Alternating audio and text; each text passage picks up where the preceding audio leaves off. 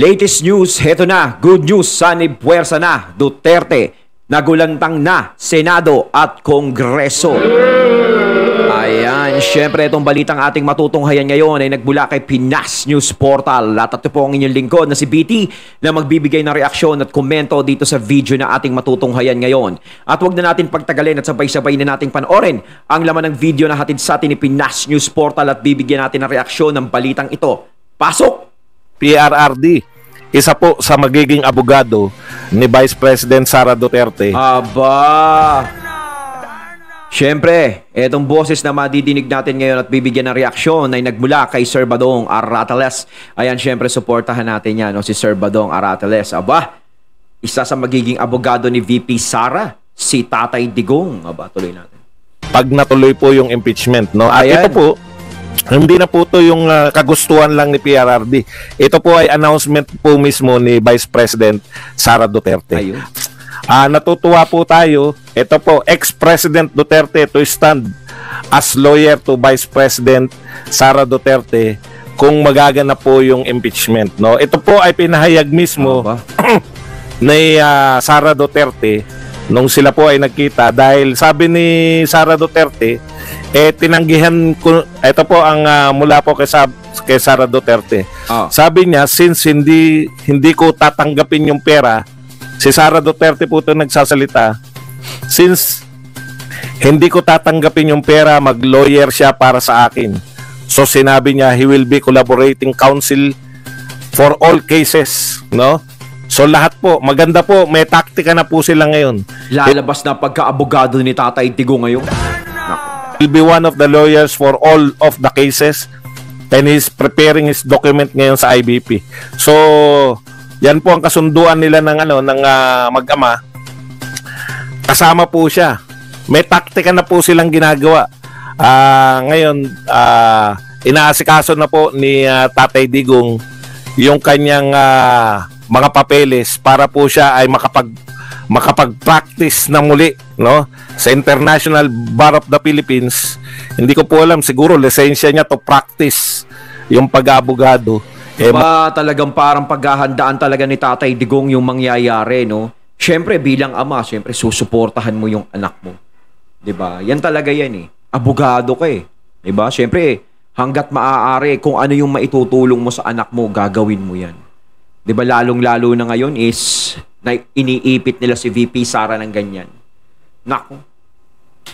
Matindi pong matindi po tong team na ginagawa nila. No? Si Tatay Digong po, kasama po siya sa pagpaplano ngayon kung paano po yung atake nila. No? So ngayon po, ginagather nila mula po sa lahat ng balita. Kumbaga, magjo-join force na sila, tag team na sila ngayon. Roman Reigns and CM Punk. Laban kay Solo Sikoa, kay Jacob Fatu. Aba. Madadaldal tong mga mahilig po sa mga mahilig po sa mga press release itong mga nagdedemanda sa impeachment. So ngayon pa lang po. Alam mo itong mga gonggong na to. 'Di ba? Ang hilig nila sa press release. Na ang buong akala kasi nila, yung ginagawa nilang ganyan is nakakatulong sa pagpapabango ng pangalan nila. Hindi nila alam yan yung nagiging susi para sila ay bumalik sa imburnal. 'Di ba? Siguro sa ngayon, ang iniisip kasi nila yung present. Hindi nila iniisip yung future na maaaring mangyari sa karir nila sa politika. Ang importante ngayon, ma-impeach natin si Sara Duterte. Ma-impeach natin yan para tayo'y manatili dito. 'Di ba? Kasi nasusunod naman nila yung luho natin dito. 'Di ba? Kailangan matanggal yan si Sara Duterte para hindi maputol ang swerteng dumadaloy sa ating mga ugat. Ganyan ang ginagawa nila. Pero hindi nyo ba inisip na kapag si VP Sara ay nakawala at yan ay nakatawid sa ginagawa nyong mga reklamo hanggang 2028, 'di ba? Naitawid niya ng maayos yan, nakasurvive siya. Paano na ang future nyo? 'Di ba? Di kayo naman ang madedemanda ngayon. Sana nga is kapag kayo ang dinemanda sa susunod, makalusot naman kayo gaya ng mangyayari kay VP Sara. 'Di ba? Pero sa galit ng taong bayan, baka pati ang taong bayan ay tumulong para pati kayo ay mademanda na. Diba? Po, kahit wala pa po silang impeachment complaint na natatanggap formal, pinag-aaralan na ng mga abogado. Mga po to, mga ganito po ang taktika nila, pinasili po ni BP Sara. Lahat po ng mga nababalita, kasi may madadaldal po, lahat po ng mga nag-file ng kaso, panay madadaldal, no? Ina-announce po nila, ito yung kinakaso nila kay BP Sara. So ang ginawa po nila, lahat po ng mga posibleng kaso, may assignment po silang isang abogadong nakatoka. Ngayon pa lang po pinag-aaralan na, no? Ngayon pa lang po pinag-aaralan na ng mga abogado yung mga, at alam naman po, naniniwala naman po si BP Sara na kung patas lang po ang magiging korte. Yes. Kung patas lang. Ibig sabihin, ito pong mga senador natin, kung magiging patas, wala pong totoong kaso, no? Itong si VP Sara. Pero totoo naman talaga eh. Wala naman talagang totoong kaso kay VP Sara eh. Puro mga house show na kaso lang talaga yun. 'Di ba? Kaya syempre, buong tapang nahaharapin ni VP Sara yan dahil alam niya sa sarili niyang wala siyang kasalanan. Yung mga taong may kasalanan, yun ang mga nagdidiin sa kanya. Na gustong pagtakpan kung ano yung pagkakamaling ginagawa nila.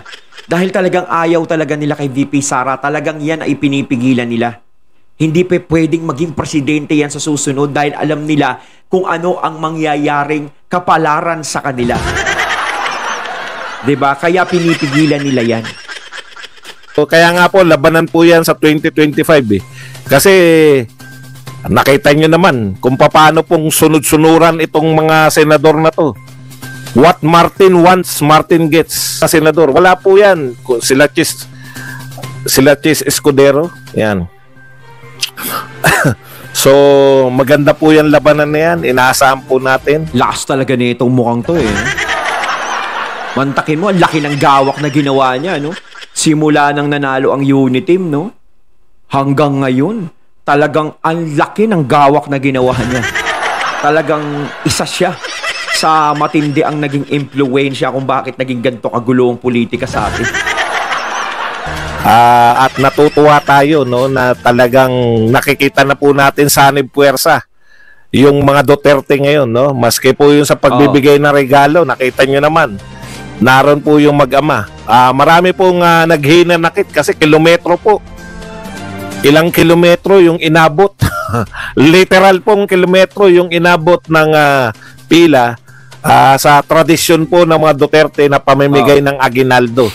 Ito pong mga lintik na mga press na to at saka mga anti-Duterte, pinipresent po na anti-ayuda tong mga to pero namimigay ng ayuda. Yan po ay tradisyon. Yung mga antay na yan, humahanap na lang ng butas siya na pwedeng ipangtira sa mga Duterte. Kaya maiintindihan na natin yan. Diba?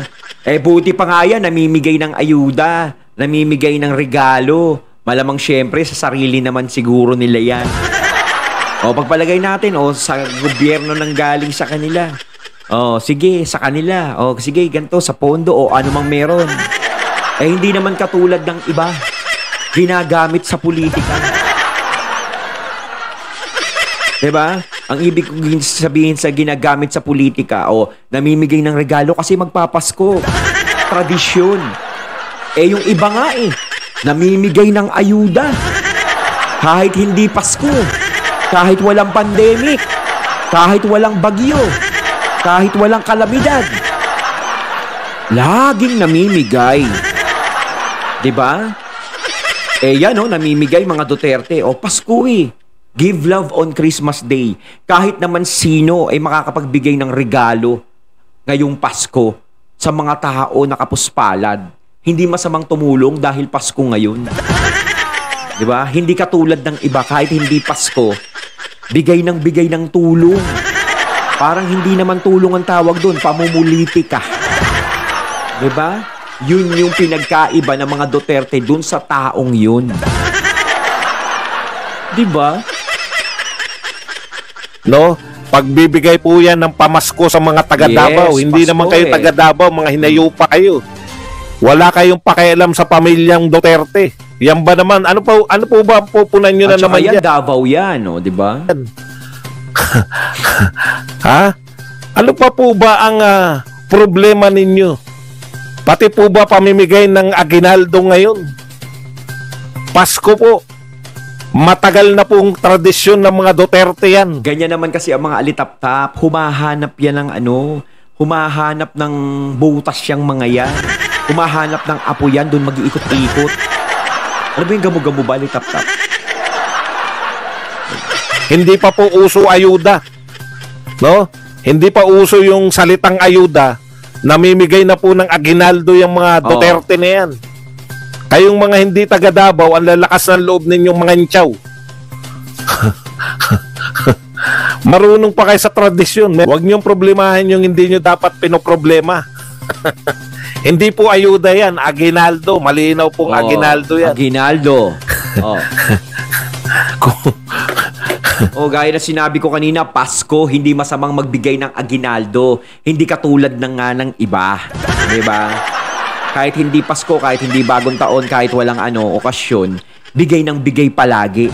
Sa isang linggo siguro, namimigay. 4 na beses sa isang linggo. Hanggat hindi dumarating yung election 2028. Diba? Yung mga Duterte, Pasko lang. Diba? Ibig nyo sabihin, kawawa daw po yung mga taga Davao. Biruin nyo, sabihin ng mga kawawa daw, pinagmumukha raw kayo, pinapipila daw ng mahaba. Puta, kahit ako papilahin nyo pag may magbibigay na aginaldo, pipila talaga. Natural naman. Lahat naman may magbigay ng ayuda, may magbigay ng aginaldo, may magbigay ng tulong. Is pumipila ka talaga. Diba kahit ganong kahaba? O yung mga munisipyo nga yung mga LGU Diba pag Pasko namimigay ng ham, pipila ka doon sa jeep? Diba? Talagang kahit gano'ng kahaba, pipila ka para makakuha ka ng ham. O kung merong ayudang ibibigay, kung may perang tulong, talagang pipila ka. Kahit naman sino pipila kahit gano'ng kahaba Ano naman connection nun doon kahit pumila ka ng mahaba? Nasasabihin, pinapipila pa yung mga tao. Anong gusto nyo? Yung manggulo sila ron, sige, eto ang tulong, eto ang aginaldo, o magkagulo kayo dyan, o kanya-kanyang hablutan. Hindi organisado, hindi sila pipila. Ganon. Tapos sasabihin nyo, kita nyo, namimigay ng aginaldo, kita mo, gulo-gulo, no? Diba, nagsisipaan yung mga tao, nag-aanuhan, nagtutulakan. Mas maganda na yung nakapila. Diba? Natural pipila. Diba? Kung sino una, siya ang mabibigyan. O kung sino ang huli, sige, huli ka. Walang sentido ko muna. Tampo pa, Ha? Ang pinagmumukhang tanga, yung mga pinapapalak, darating na yung presidente, pumalak pa kayo pag dumating. Wala kayong pakialam sa mga taga Davao, tradisyon nila yan. Yes, tradisyon nila yan. Pati nga hindi taga Davao, nakipila Binigyan din. Meron nga doon, hindi taga Davao, dumayo pa Namigay Diba? Yung bagyo, nasa pero nasa Davao siya. Hindi siya taga Davao, pero namigay siya. Ang ayuda, may 3,000 pang pinamimigay. Ginawang wheel time, big time. Okay, natutuwa po tayo kasi pandalas na po natin. Yung mga taga Duterte. Yan talaga mga Duterte, taga dyan talaga yan. Sa Davao. Diba? Kita. Lagi po kasi natin naririnig pag tinatanong si PRRD. Hindi pa kami nakikita ni Inday. Pag si Inday Sara din po, BP Sara, hindi kami nakikita ni Tatay. Tinatanong. Naku, hindi pa kami nagkakausap. Ngayon po, pandalas na po sila nagkikita, no? Na mag-ama at nagtataktikahan. Si BP Sara ay talagang naniniwala ay na rin, no? Yung pasalamat na rin siya sa tinutulong ng kanyang ama. Masyadong independent Tatanggihan maski lahat Ngayon po, hindi niya na po tinanggihan. Talagang sanib puwersa na tong mga Duterte ngayon. Kasi sobra na ginagawa ninyo. Hindi, kailangan na rin ni VP Sara yan Kailangan na rin nilang mag-tandem, mag-ama. 'Di ba? Kailangan na talaga. Kumbaga, sige, nandito tayo na kaya pa ni VP Sara kahit kaya niya sagupain yan. Pero yung yung tulong ni FPRRD, no?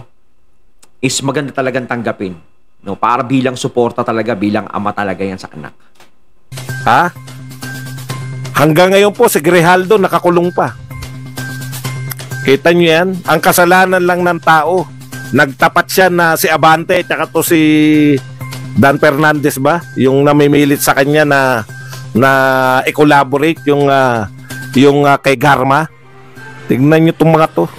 Sana matalo yung mga yan. Wala na, mahina na si si Dan Fernandez sa Laguna. Yan ang nag-trigger sa kanya, no? Parang siguro hindi pa sila naniniwala na hindi kami matatalo sa susunod. 'Di ba? Kahit survey, mababa kami, hindi kami matatalo diyan. Hindi kami naniniwala diyan. Sige, bayaan natin sila. Bagay sa mga survey, olats na yan si Dan Fernandez. Kala mo makukuha mo mga taga Laguna. Ngayon lang po ako nakarinig, no? Ngayon lang po ako nakarinig na ang kampanya ay bibigyan ko kayo ng pera. Bibigyan ko kayo ng pera. Yung sinabi. Pera na no? Ginawa mo kang pera yung mga boboto, no? Pag sinabihan kayo nun, parang ang tingin sa inyo nun, sa ating mga botante nun, bibigyan ko kayo ng pera. Ano kami, mukhang pera? Parang pinagbibili nyo ang boto nyo. Aba, maling-mali yung ganun. At pag ako nanalo, tetriplehin ko yung binigay kong pera. Aba, wala. Triniple pa. Wala nang pasapasakali, no? Wala nang sinabi na pag ako nanalo, magpapagawa tayo ng papaghanap buhay nyo. Ginawang batugan talaga yung mga tao, no? Ginawang mukhang pera. Parang parang sobrang pang-aalipusta naman sa tao yun. Napapangakuan mo, bibigyan ko kayo ng pera kapag ako nanalo. Sampal yun. Sampal sa digdidad yun bilang isang botante. Pag ako nanalo,